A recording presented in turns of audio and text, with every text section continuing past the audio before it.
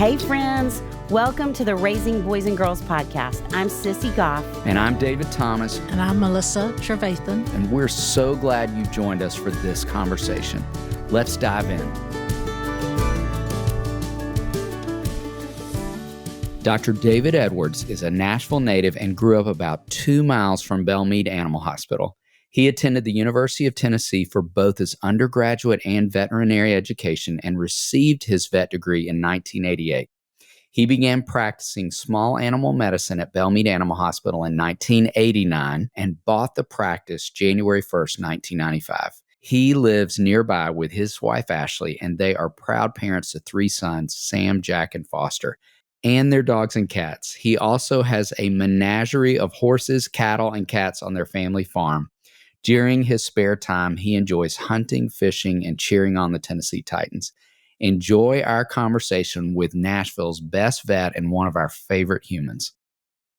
Well, we have been counting down to this moment for a really long time. We have been talking about having you on for probably 4 to 5 years. Oh, wow. Yes. How about that? I know. You're one of our favorite people on the planet. Well, so kind. Thank you. And not just ours. All humans, all canines, all creatures great and small love this man we're in the room with right here. The truth. And it is so much fun that we get to share his voice with you all today because he really is one of our favorite people on the planet.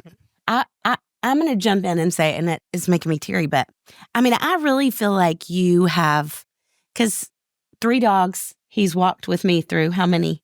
This is number 3. Yeah. And I think my dogs are obviously some of the most important things in my life, and the care and the time. I mean, you're as much a therapist to me as anybody in my life. The times you've talked me down off the ledges, and just I'm so grateful for you and that you are who you are in the midst of the work that you do, your kindness, your gentleness, and your gentle challenges.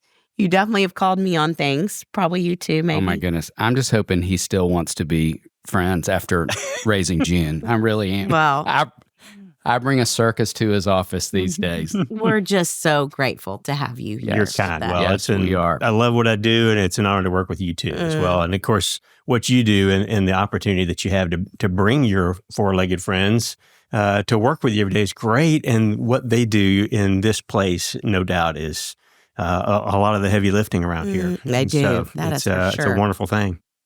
Well, let's start out. Will you just tell us a little bit about you, your family, and how you found your way to the work you're doing?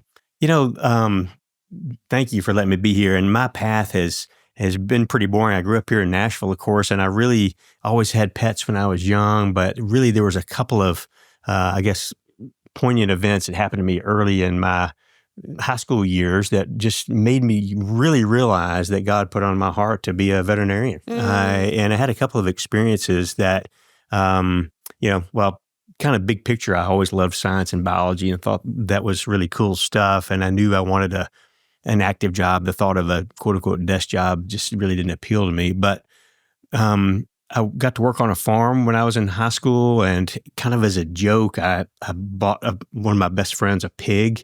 So we were, 10th grade, 11th grade in high school, and I gave him a pig for his birthday in the summer.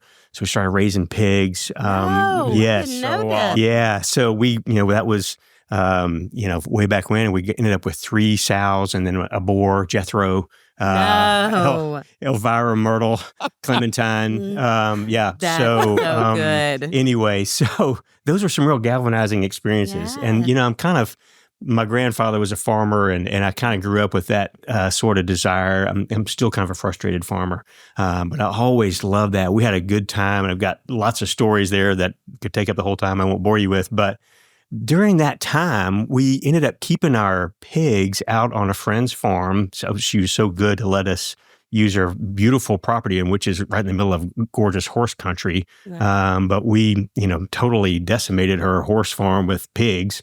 But she had a dog. The first time that we went out there, we went and met with her. We were kind of talking through our plan and what we needed to do. I was still outside, and they were in there talking to her, and she came around the corner, and I was with her dog and petting her dog. She came around the corner, and she's like, wait.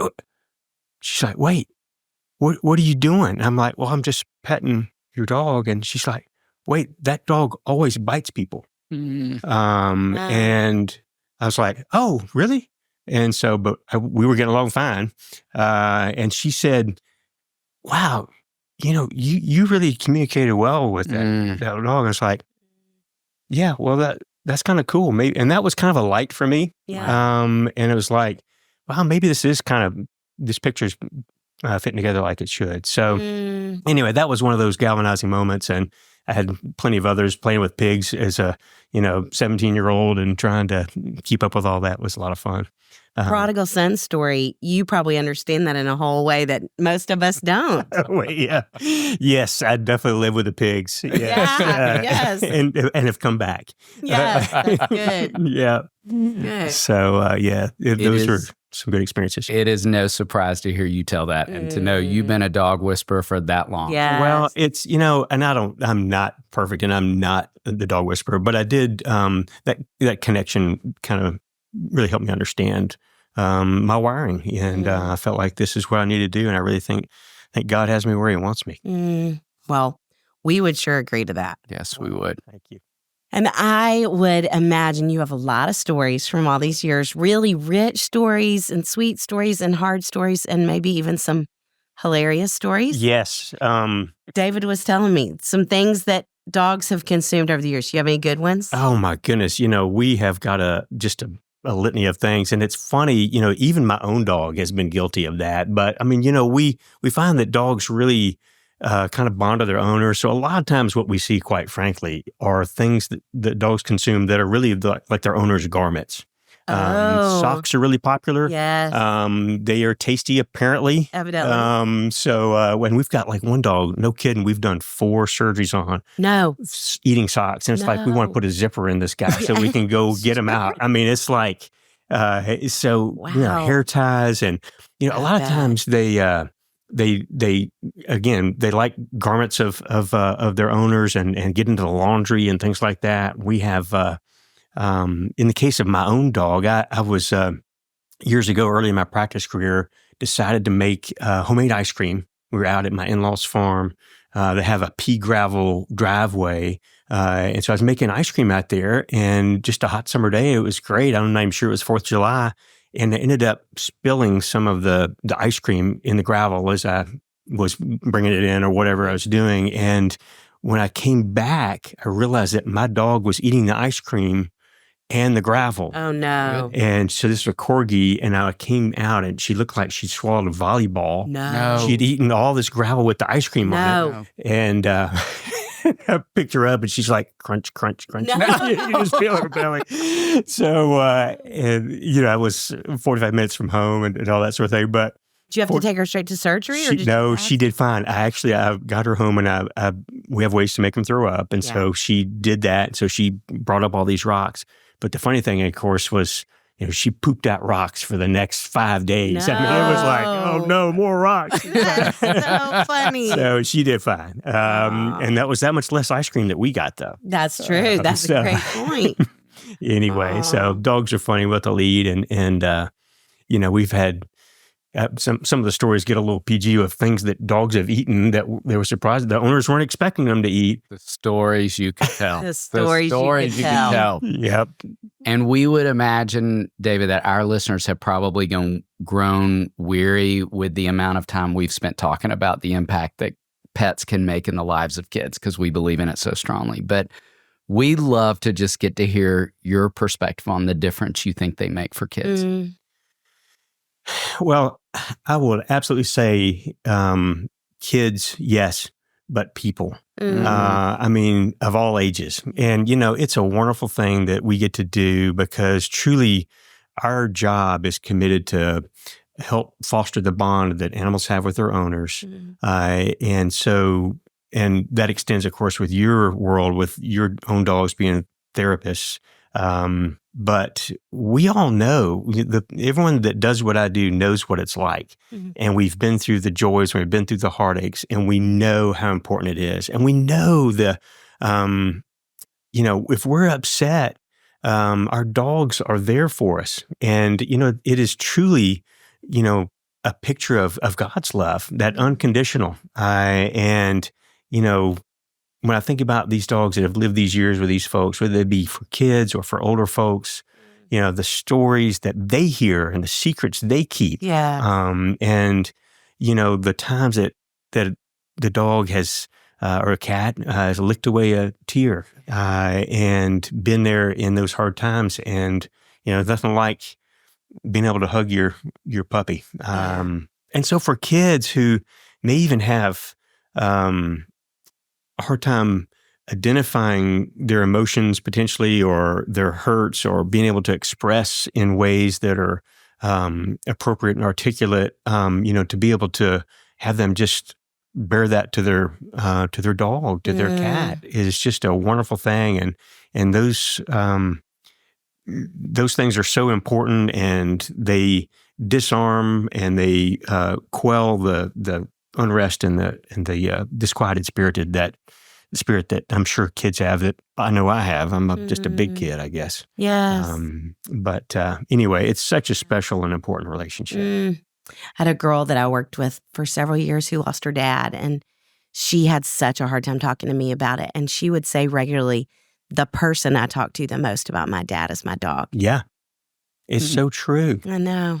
And, it's a way for us to to take things off of our heart, to spill over and share and get that love back, even if they can't speak it. We know they feel it, and it's just a wonderful thing. So, I just can't imagine. Study after study, as I'm sure you guys know, show what pets do for children's psyches and for adults too, and truly things like blood pressure. We were kidding about that earlier.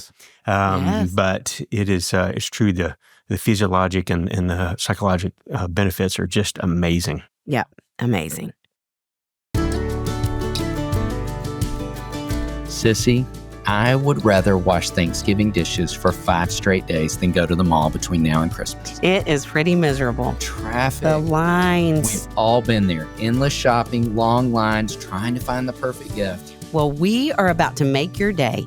No trip to the mall, no long lines, no second guessing if you found the perfect gift. There's not a person in your life who wouldn't love a digital picture frame from Aura, preloaded with all your favorite photos. Did you know Oprah added it to her favorite things 3 times? And I guarantee you Oprah does not go to the mall. This frame is a gift that keeps on giving. It has unlimited storage, so you and the rest of the family can upload as many pics to the frame as you want year-round.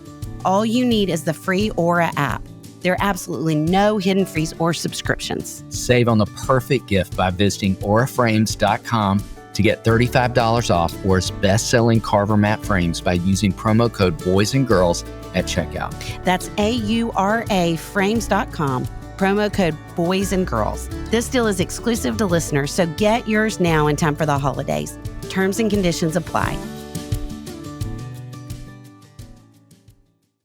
Okay, so thinking about kids and pets, what are some concrete ways that you believe kids can be involved in pet care and training? Gosh, that's so important. And I love that question because it ought to be, when a family has a pet, it ought to be a shared responsibility. And depending on the number of kids in the home and their ages, of course, I think it's so important for each child to have a role in that pet's care.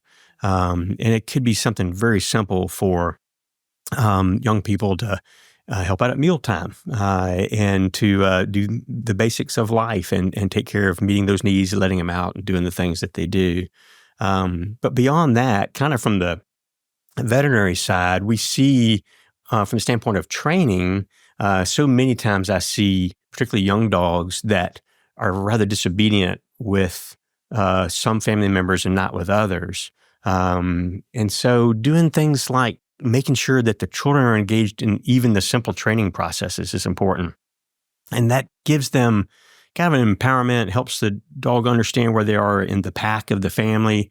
And so having even a young child establishing that they can get their dog to sit is important. And And it's not so much that they're trying to achieve the goal of what is a sitting position, but it is the relationship and the understanding of where they are in that pack and that family dynamic. So it's important for them to do the caregiving because that's learning responsibility and kind of, being a part of the family and sharing responsibility of whatever it takes to be a family member. But also the relationship and the training aspect for the puppy is so important. And that really kind of mitigates a lot of future issues with behavioral problems in a lot of cases. Because I see it time and again that again, somebody in the family can command the dog, but nobody else can because they haven't really taken the time or had that responsibility. And it's really not that hard, but it just takes a little time to do. You took your kids to dog training with you, didn't you? Yeah. And I had the sweetest full circle moment of, I mentioned we're training a puppy right now, and we're working with the same trainer we did with my last doggo, and who remembers all three of my kids coming to class. And my daughter, who's in her mid-20s, was home a couple of weekends ago, and she went with us to train again, and it was so fun for them to reconnect. And she has such great memories of everything you're talking about. And I think it's so empowering for all the reasons you named, because I think kids can feel overwhelmed when the dogs are jumping on them and this sense of I don't know what to do. But when you feel like, oh yeah, I know the training tools at this point, I agree with everything you're saying. Yeah. And it's, of course, the dirty little secret about dog training is that it's really people training. Yeah. And it's, we don't come into the world dog whisperers, and we need to know. I mean, honestly, I got some of the best advice I ever got from a veterinary technician when I first was in practice, and I got a dog, and she's like, you need to go to dog class. And I'm like, I'm a veterinarian. I don't need to go to dog class. She's like, no, you need to go to dog class. And it was the best thing I ever did. I was in my second year of practice, I think. And it made such a huge difference, not only in my relationship with my dog, but understanding my clients and that relationship. And it's like, yeah, I needed that. And I'm so glad I did it. I probably need to go again and get a refresher. Yeah. But it's nice that we have a lot of trainers that come to us with their own pets. And so I get to have those relationships and understand more from them. And so that's a good thing. Well, we need to talk about something hard but necessary. So when it comes time to say goodbye to a pet, David, you have a unique perspective on being with families in that really painful, sacred moment, and just would love to ask from your perspective things that you would say help kids or families in those different moments. Well, I hope I'm not swimming upstream on this, but I'm very much of the mindset that as it pertains to children and how we deal with children's grief and the loss of a pet, that needs to be dealt with head on. And I don't know, I'm talking to the counselors. You guys may say something different. We agree. No. To be honest with you, I've been there so many times, and I've, gotten choked up so many times, and I've cried with people, and I've prayed with people, and I've hugged people during that grief and that time, and children as well as adults. It's a very strong emotion that we feel in the loss of a pet. And, I've been there, and I know how it feels, and that helps us with that dynamic. And I guess what I was starting to say a minute ago with respect to children, I don't know that I necessarily need to be there for last breaths if there's a situation where merciful euthanasia has to be elected. But I think they need to understand directly what happened. I get so many, we're going to tell them that they went to they're off somewhere else now, or, kind of a delayed understanding, or, some kind of alternate reasoning behind how they tell their children. But I think even young children need that. Again, y'all correct me if I'm wrong, but I think they need to understand how life works and how it's unfortunately so finite with our pets, and we want them to live forever. Well, most of them. Right. And but we do, and we have those relationships. And, I think that children need to deal with it, certainly in ways that I'm sure you all can recognize and help them with, but they need to know the truth. Yes. Yeah. And they need to have it gently, but But I think that's important. Well, I would jump in because I had a recent experience. I'm not talking about Lucy because I can't, but when we had to come to your office and put our mom's dog down, our mom had died, and her crazy dog, Gussie. Yes, exactly. Who's a wire hair fox terrier. If any of you have that dog, you totally get it. Lived with Kathleen and Aaron and Henry. I don't even know that Whit was alive when this happened. And they were picking Henry up from school and figured out from you all that we had to put Gussie down. And so Henry came, and it was great. It was terrible, but Aaron was there too. And so Aaron had Henry in the room for part of the time and then took him out when Gussie took her final breaths. But he got to say goodbye. And y'all do this beautiful basket in the room of all these things that dogs can eat. I mean, it's all the chocolate and the Oreos. I think there's Cheetos. I mean, there are just so many snacks. Right. And which was so sweet. I mean, we put 3 dogs down, I guess, in a year, and in our family, and all of us partook of let our dogs partake of the snacks. But Dr. Stevens was the one who put Gussie down, and she came in and she got down on Henry's level, and she said, "Henry, you get to pick what kind of snack you give Gussie. I think you picked Oreos." And he said, "But I think she'd also love Cheetos." And so then they talked about how Gussie was going to get to go to heaven straight to mom and have Cheetos with mom. And Henry was sobbing. She was sobbing. We were all a mess. But it was so cool for someone in a white coat to have that conversation with him that felt official.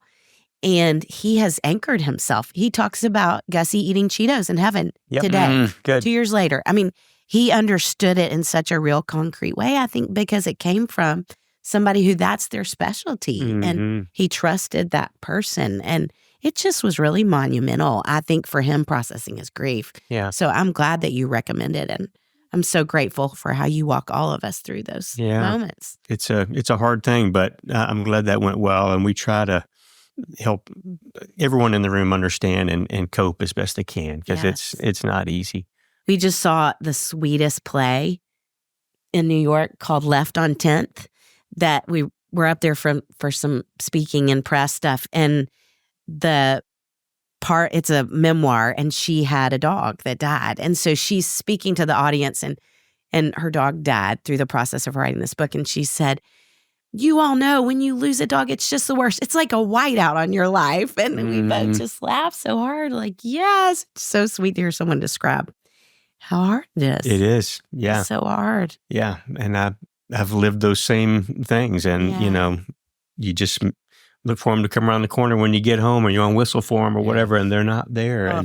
And it is, but we just really, we try to certainly emphasize the blessing that they've been and the joy that they've brought, and understand that even at the end of life, it's a celebration of what has been. And I always give credit to the wrong person for the quote, but the one about it's better to have loved and lost than never to have loved. It's so true. And that relationship and that love that we have from our pets is just irreplaceable, quite frankly. But we try to celebrate that, and I try to think about that with my own that I've lost.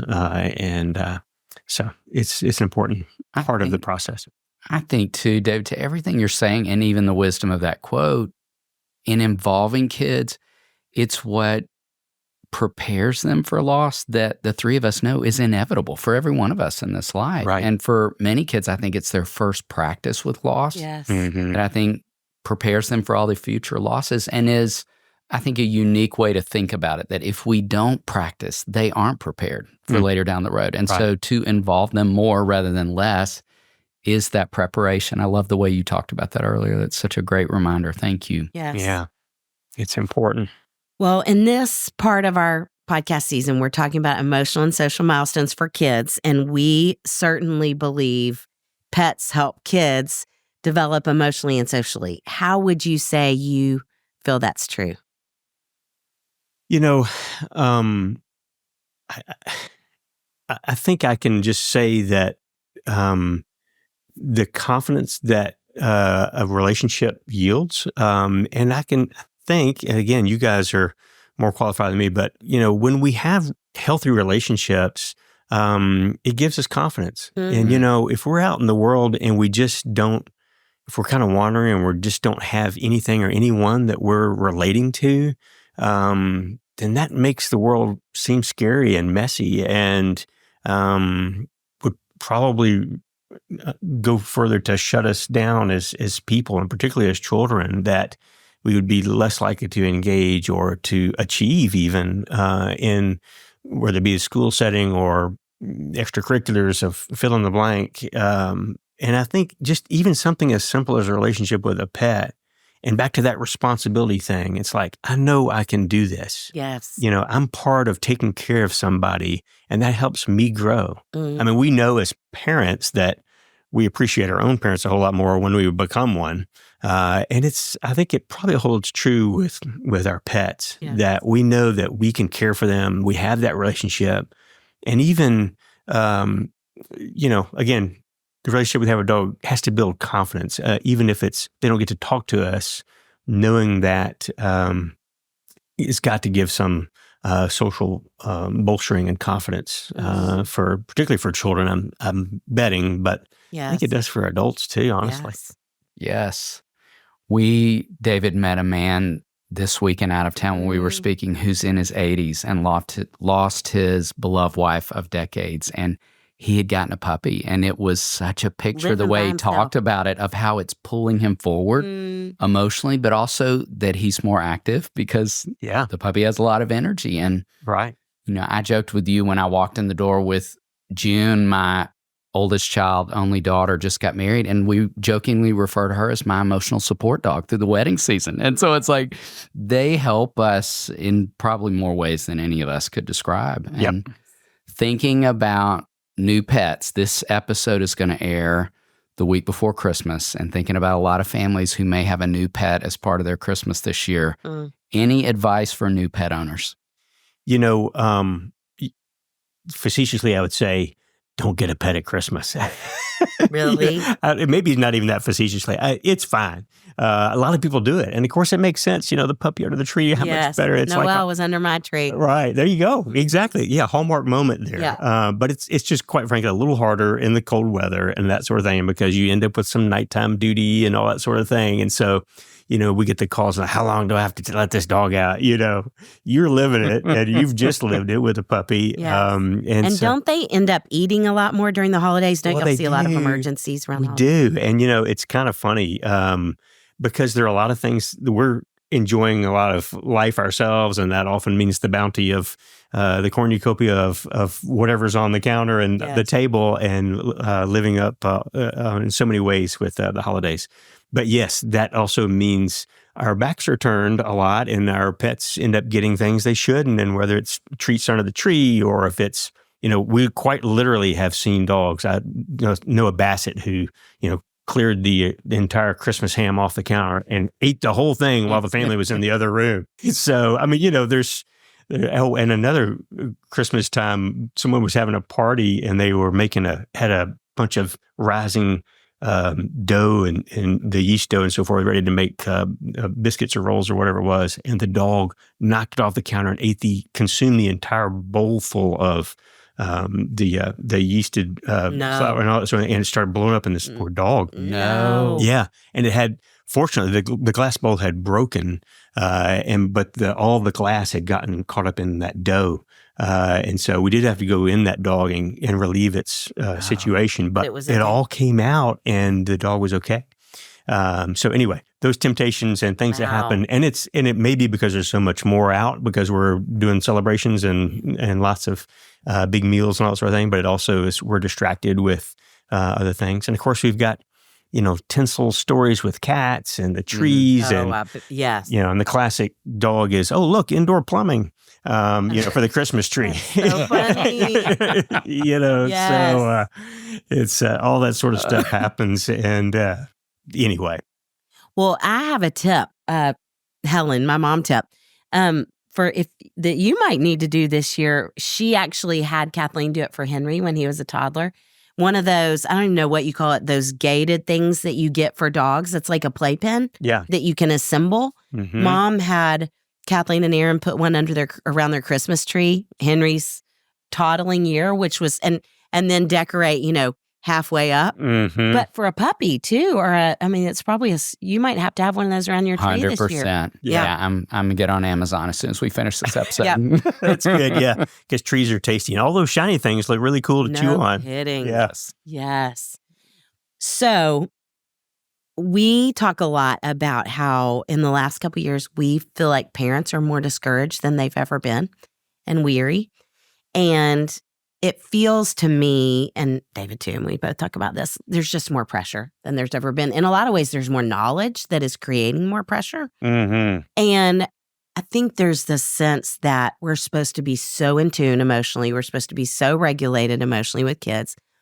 And I will tell my favorite recent story of you, because when I got Patches, she was growling some at me in the very beginning, and I was panicked, feeling like she can't be an aggressive dog and work in this place. And so I gotta help her understand that I'm her person, like I'm in charge immediately. And so I was trying to do classes as fast as I could. And so I got on and I did some online Zoom training class. And the woman basically said to me what I think parents are hearing a lot right now. She doesn't feel safe. You need to make her feel safe. If you can be emotionally connected with her, she's not going to have the anxiety that she's having, and she won't be as aggressive. She won't snap at you. And I came in to see you that week, and I said, Dr. Edwards, I don't know what to do because I'm so worried, and went through the whole thing. And you said, that is an approach, or you can just thump her on the nose. And I think that weekend I told the story in a parenting class somewhere, because it feels like we're missing boundaries sometimes with kids, and that makes kids feel safe. It makes dogs feel safe too, is in other words what you were communicating, I think. It really is true. And, kids, no doubt, and dogs too, they need guardrails. Yeah. And they appreciate guardrails. As a matter of fact, they're not as happy if they don't have guardrails, and they don't cope with the world as well. Kids, and I think dogs too. And I think certainly you want them to be able to function as a wonderful member of the family, as Patches is becoming, and June will be there soon if she's not already. But it's important to because it's a long relationship. I mean, you're wanting this to be, you're working for the long haul. So getting those kind of basics established early is so important, and making sure that they understand where their boundaries are, and appropriate training is very important. Yes, not that you would thump your kids on the nose. Well, maybe. So thinking about weary puppy parents, which maybe we just direct this whole part of the conversation to David, because I'm out of this stretch pretty much at 11 months. So what encouragement would you give weary puppy parents right now? When I think about that, and honestly, we don't have one dog right now who's almost 13, and so it's been a while for me too to go through that puppy phase. But I'm excited about whenever that next chapter will be for us. But I have to be reminded and remind people that, it's just like kids in diapers. I think you just kind of put that same spin on it. You don't see a 15-year-old in diapers, they're not going to have a pacifier. You will make it, okay? You can get there. And this is just a season of life that you're in. It's an important season, and you got to get those basics established and that sort of thing. But it's a marathon, not a sprint. Mm-hmm. And if you can just recognize that it's just like getting a kid through their potty training or whatever. And once you get there, then they become little people, and, you just enjoy every chapter as they go, and that growth and that relationship that you have with these friends, or as they mature, just gets better and better. Very true. You have much to look forward to. I do. Yeah, you're very much in diapers with your puppy. Yes, you are. Indeed, I am. Diapers with sharp teeth. Indeed, I am. Diapers with sharp teeth. Yeah, as we talked about earlier, it's so good puppies are cute, because otherwise nobody would keep them. And it's because they're little, just, sometimes they're hell on wheels, and goats and terrorists of all sorts. They just wreck your home, and challenge every aspect of your every sinew of you and the fatigue that they bring and all that. But and so often you have gone from an older, easy, perfect dog, and it's jolting. Mm-hmm. Yeah. We laughingly say people will stop us and say, "What's her name?" And I'll say, "Her name is June. Her nickname is Weapon of Mass Destruction." Right. Yes. She's not to be trusted alone in a room. Right. Not yet. Yeah. My goodness. Dr. Edwards, we could keep you in this room As for could Patches, hours. obviously. Oh, yeah. If you're not watching on YouTube, she has just wandered up next to him. Yep. We're illustrating the dog whisperer skill set this minute. And I really don't want to be thought of as that, but I do have an affection here that I love and be able to. I have the greatest job in the world. You I mean, do. it's a wonderful thing, and there's some hard days, but it is a joy to be able to care for these creatures that God gave us. So it's a wonderful relationship, but not to say that what you all don't do isn't wonderful too. And I would just, I guess, for the sake of your viewers, want to just thank you all for the job you do, because day in and day out, pouring your own selves into the people that you counsel, the children who so need it, and what you have done and the difference you've made and the corners you've helped them turn into life is just unbelievable. And the job that you all do and all of Daystar does is a fantastic thing. Yeah. Incredibly generous to say that. Thank you. Well, I'm just so glad to be here talking with you in your wonderful space and doing what y'all do. See, just peeking inside y'all's window is just really cool. It's the window of your world here.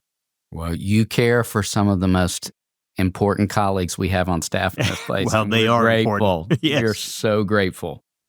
We don't want our conversation to end, but we do want to respect you and your time. So we end with something fun and food related. Cool. And we got a 2-part question. Part 1 is queso or guac. Part 2 is what's your favorite taco? Man, if you'd asked me that question 5 years ago, I would have said queso only, guac is gross. But somehow, I think it was during COVID, I discovered avocados and guacamole. It's like, wow, this is pretty cool. Wow. And so I still am a queso kind of guy. But so if I have to my feet are held to the fire, I'm going to say queso. But I love them both. Yeah. And I eat avocados, most days of the week these days. Yeah. Great. Wow. Yeah. So my mom would be proud, I'm sure. Yeah, yes. And what's your favorite taco? Gosh, I'm just a basic traditionalist, good old beef taco and hot and steamy with all the stuff on it and good to go. I love them. Yeah. That sounds awesome. Mm-hmm. I do want the crunchy ones. I'm not as big on the soft ones. Okay. Yeah, the old school. Mm-hmm. Yeah. Right. Thank you. Yes. We're so grateful for you personally, professionally, all On the every things. level. Thank you for asking me, and it's a joy to be here. And again, these 4-legged therapists you have they're pretty awesome, They are pretty and it's a awesome. joy to know them. Honestly, yeah. Thanks for having me today. Thank you. David, what a team we have that we get to call friends who help make this podcast possible. Amanda Young, our operations manager, Chris Starrett, our engineer, our management team at H Squared. and we are thrilled to be a part of the That Sounds Fun network. Our music was created by the insanely talented Dave Haywood of Lady A. And if this podcast felt helpful to you, please consider subscribing, liking, sharing, all the things. We are grateful for you and cheering you on always.